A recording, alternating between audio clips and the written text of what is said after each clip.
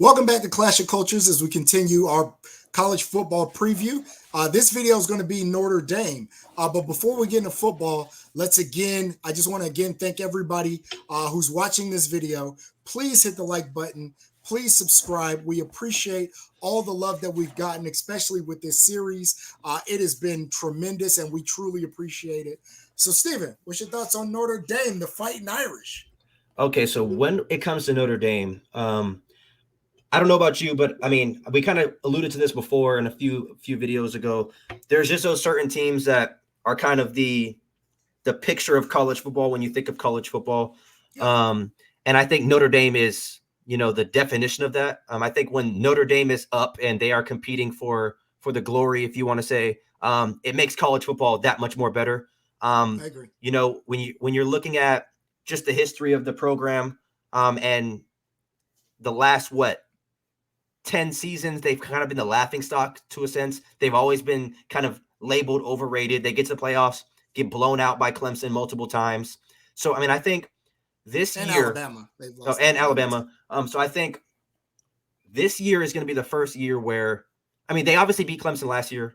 So they kind of stamped themselves. I mean, I know they lost to USC. They lost to Ohio State. They beat Clemson 2 years in a row, right? Then they beat them when they Maybe were in the ACC. Maybe, yeah. Well, they haven't been in the ACC. Oh no, yeah. Oh, during Yeah. the COVID year. Okay, Yeah. okay. So I mean, I think this year is going to be the first year where if you guys were here during our preseason or pre-spring top 25 that me and my dad did, I had them very high. I'm very high on Notre Dame this year. They brought in Sam Hartman, who's the leading total touchdowns in ACC. He broke Taj Boyd's record of 110. I think Sam Hartman is the best quarterback at Notre Dame in over a decade. I think he's going to be the deciding and the kind of the X factor for them. They still have a great run game. They obviously lost Michael Mayer, Isaiah Foskey. They lost their center, but they're always going to have a great offensive line. They have a great coach, old defensive coordinator from Ohio State, right? Well, he's a Ohio State grad. He was the old defensive coordinator at Cincinnati. Okay, I got but it. Marcus Freeman played at Ohio State. He's an Ohio Okay, for State sure. alum.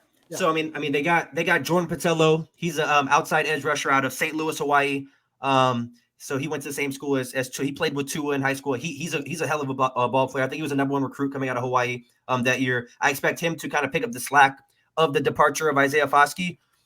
They got Chris Tyree back. They got Audric Estime back after 900 yards, 11 touchdowns. I think the biggest question mark for this ball club is going to be the wide receiver room. There's not anybody who stands out. It's kind of like when we talked about Georgia. They have talent, but we just have to see it on the field. But I think Sam Hartman is the perfect guy for that. Even at Wake Forest, they didn't really have any five-star super talented receivers, and he threw for 110 yards in 3 or 4 seasons. So I think when you have a veteran like that, a savvy veteran who's been there, done that, I think that only helps a team who quarterback play is really the only thing that was holding them back from making a playoff push, in my eyes at least. They've always had a good defense. They've always had a good offensive line. The running game has always been solid. Obviously, you had Michael Mayer, and now you have a legitimate quarterback who's a top 5 quarterback in college football last year. So, I mean, I would assume he's still at that level. So, I mean, we'll just have to see. But I expect big things from Notre Dame this year. They have one of the toughest schedules in all of college football, which we'll get to later on in this video. But, Dad, what do you think about Notre Dame, and how do you feel about them? No, I think you're dead on. My concerns with Notre Dame is the wide receiver room. I think Sam Hartman is going to elevate that team. I love what they bring back in the running game. I think Estime is a top-notch running back.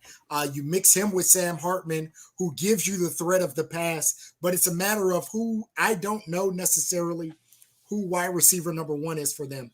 Last year, Michael Mayer was their leading receiver.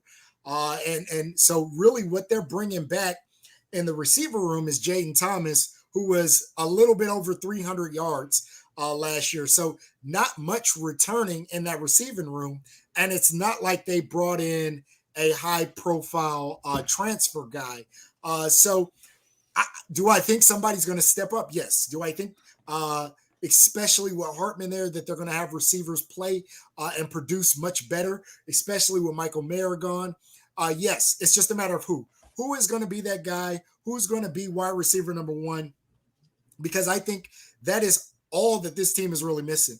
You hit on some very key points. Notre Dame is always going to have a good offensive line. They did lose 2 offensive linemen from last year, but they're gonna plug and play. That's what Notre Dame does. And where they have been down has been quarterback play.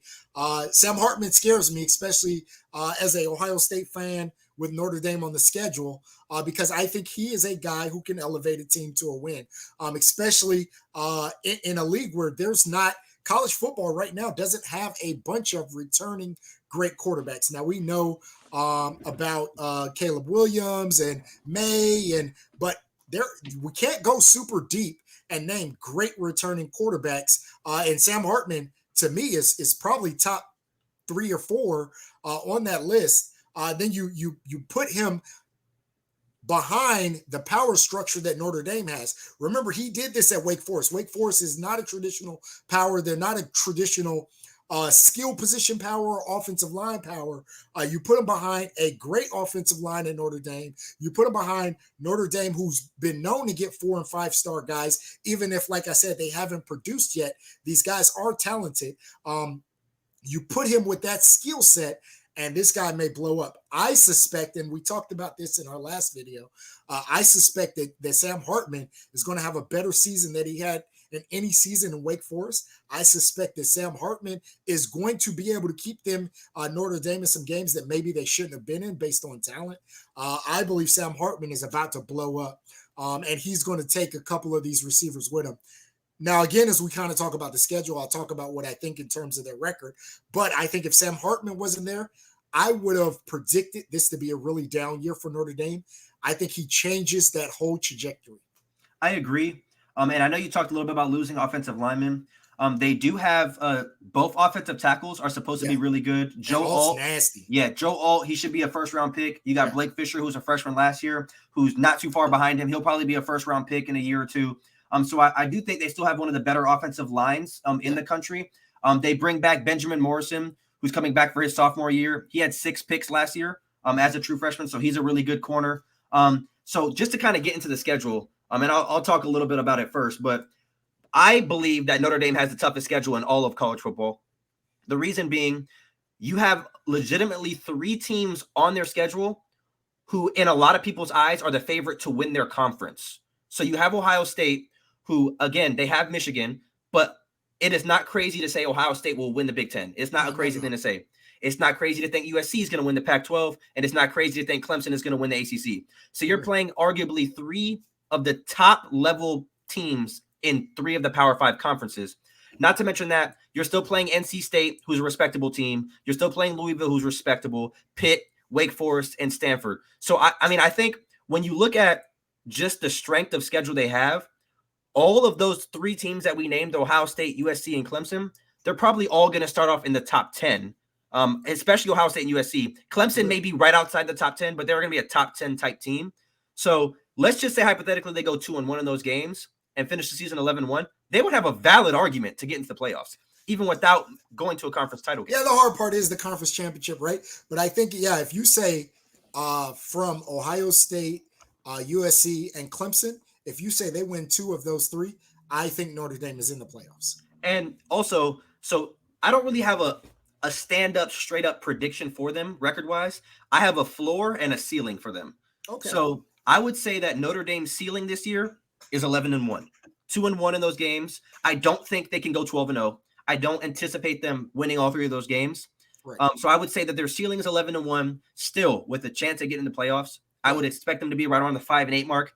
Obviously, depending on what else happens throughout the rest of college football at that point. But I would say that's their ceiling. For me, their floor is 8-4. I think 8-4 would be the worst you can do. That's losing all 3 of those games and dropping to a team you shouldn't lose to. I don't see them going anything less than 8-4. And I personally think they're going to beat Ohio State, USC, or Clemson. I think they're going to get at least one of those games. Because like I said, they beat Clemson last year without a really talented quarterback. And I think they only got better. Obviously, they lost a couple of pieces, but Sam Hartman really elevates that offense. So I think they're going to get one of those games. But I would say somewhere between 8-4 and 11-1. It's really hard to say. I wouldn't be surprised either way it swung. Yeah, I go 10-2. I think of those 3 games, and again, without necessarily picking game by game, I think they drop 2 of 3 of those games. And I think they, just like you said, I think they get one of them. Who, I don't know, because that is really tough to say. Because I think all 3 of those teams are better skilled than them, but I don't think Notre Dame is 5 steps behind. I think they're close, and they're close enough to be able to pick off one of those games.